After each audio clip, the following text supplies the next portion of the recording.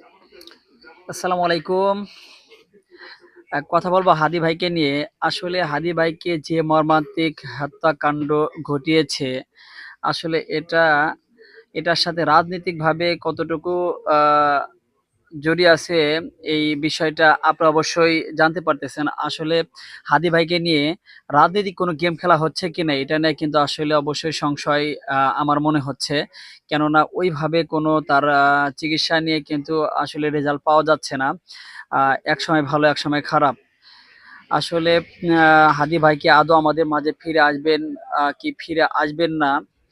আ অবশ্যই আল্লাহর কাছে একটা প্রার্থনা করি যে হাদী ভাই যেন আমাদের মাঝে ফিরে আসুক।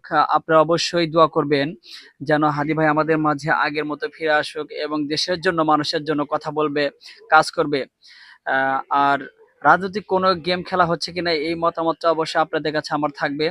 আপনারা অবশ্যই আমাকে কমেন্টের মাধ্যমে জানিয়ে দিবেন যে আসলে সর্বশেষ কি অবস্থা? হাদী ভাইকে নিয়ে আসলে কি হচ্ছে? এটা একটু জানার বিষয় সবার কাছে। ধন্যবাদ সবাইকে।